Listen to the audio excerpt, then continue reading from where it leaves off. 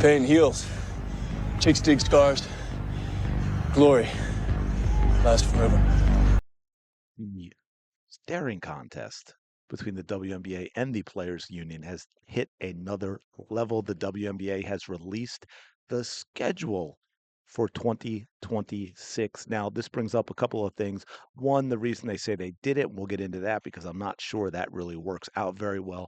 And then also the one thing that I think no one that I've seen, to be fair, there may be someone talking about what could happen this season besides a strike, a lockout, or a new agreement. Yes, there is another option. Let's get into that. Welcome back to the channel. Thanks for being here. Appreciate it as always. Hope you're having a fantastic day. Shout out to the 19. You know the whole deal. So here we go. As you can see, WNBA announced a schedule despite lack of new CBA. The league is not looking to lengthen its season this year because of the World Cup. Yeah, that is 100% true. For those that don't know, there'll be time taken off for the World Cup for the U.S. women's national team. So there's really no place for games. Now, let's get into this a little bit because where is it?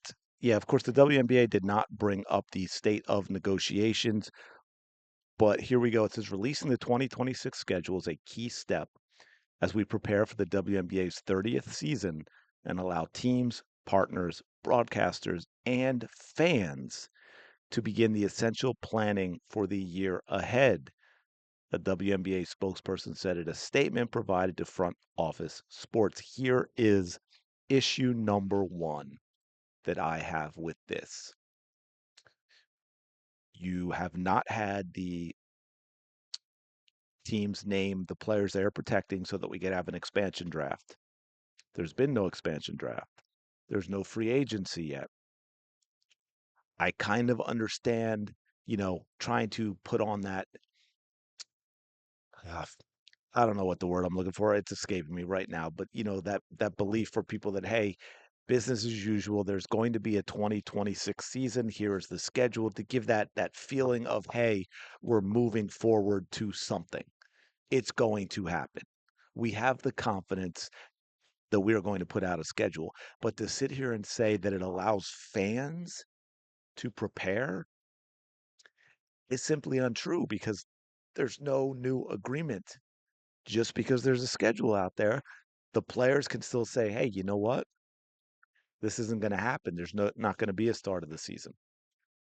The owners could still lock out. Now, is it less likely that the owners do that? Yes, but because there's no agreement, the players still have that option of saying, yeah, you know what? We are not playing. So if I'm a fan, it's great that this is out. You can kind of just play into that a little bit, look at the schedule like, oh, we've got these matchups and we've got an opportunity to go to this game on this date and so forth. But as a fan, would I actually book something, especially if I'm going to travel? That's the other thing. If it's local, like for example, if this was the NBA right now and they put out the schedule and I wanted to go to a Sixers game really badly, might I buy tickets if I can get a refund? Well, yeah, but that's because it's, not much different in terms of my time and effort as it is going to the movies or going to a restaurant or something. But you know what it's like with Caitlin Clark, especially. People will fly in, people will drive hours and hundreds of miles to go see Caitlin Clark. Are you really going to purchase tickets, book hotels, get airline tickets, and all of that when this really hasn't changed anything in terms of where we are right now with the possibility of not having the season or the season being delayed and everything being changed? So right now, for a reminder, it is a proposal that games eventually go to, 50, 54. This would still be 44 because they're going to have to take a break during the season anyway. It could end up being fewer than 44. There's always the possibility of a shorter season as well. That's something that they could get into. And here it is with the FIFA World Cup that I was talking about. That takes place in Germany, September 4th to 13th. So there's going to be a 18-day midseason interruption. So it's sort of like the Olympics, although not as long. Games will pause August 31, resume September 17th. The All-Star game is July 25th, and the playoffs begin September 27th. Or that is, they will if a deal gets done. Now, here's the interesting thing because we know that the free agency's paused and all of that.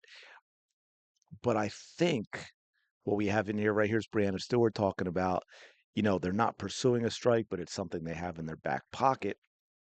Now, here's the one thing, and I just want to play a quick clip here. This is, so of course, the ladies get to talking about again. So this is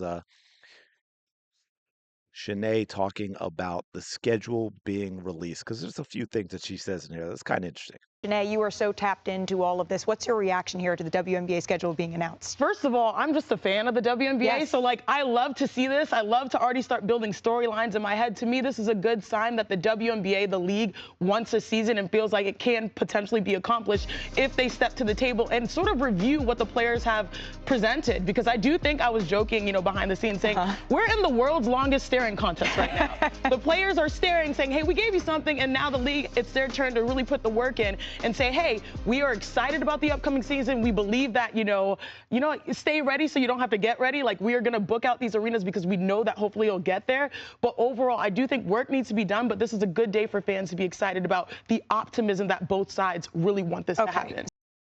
Okay, few things here. Well, I mean, I get I'm not complaining about her too much. I'm not here to bash on here, but the optimism from both sides is not really because it's the WNBA who's putting out the schedule, not both. But also, did you notice she put everything on the league? Yeah, you know what? They put out the schedule and that's great. They believe they're going to cave to the players. Is kind of the way she's putting at it, right? Like they need to review what the players put out there because they haven't responded. And I get why they haven't responded because the league gave a huge upgrade in terms of revenue share and salaries compared to what had been happening. And then the players were like, yeah, no, hold my beer. We're going to talk about some absolutely ridiculous numbers. And then there was one other thing. Well, I'm gonna get, yeah, I know we've got the big reveal coming of what I think might happen. The longer it goes, the more I think this is a possibility, especially with the schedule out. But I thought this was wild too, because remember the video I did the other day with the whole Paige Bueckers, right? Anointing Participation Paige as the MVP for 2026. Check this out, folks. Check this out. The Dallas Wings 2026 schedule is here. Now, if we go through this quickly, and I won't take you through the whole thing. By the way, game one, shocker. Shocker they would do this. Game one, Dallas, Indiana. Participation Page, Caitlin Clutch Clark. But you know what there's not in here? Satu may be a little upset that she didn't stay with the Dallas Wings. There is not a single back to back on this schedule. Not one. Not a single back to back on this schedule for Paige Bueckers. That is absolutely wild. Wild. But yeah, you can see. So the season would start May 8th, and May 9th is Dallas, Indiana. Dallas at Indiana. Uh, Tickets might even be sold out for that already. People, again, crossing their fingers. Now, here's what I want to finish up with. This is not a prediction, but I lean toward this now being more likely. For those of you that don't know, now both sides have to agree. But if they believe that progress is still going to be made and they're going to continue to negotiate and continue to try and get something done, they can continue, they can have the season, they can just continue. Now, I know the players opted out. I get that, but they can agree, just like this moratorium, they can operate on the 2020 CBA. At least that's my understanding. I've checked because I know the players opted out, but I believe if the players and the union, the players and the union, the players and the league agree, they can just continue the season with the 2020 CBA in place and then go from there. That would get tricky. I get it because of the whole so many free agents because of the new CBA and all that, but it is another option. So anyway, let me know your thoughts in the comments below. Smash the like button, subscribe to the channel. You know the drill. I will talk to you later.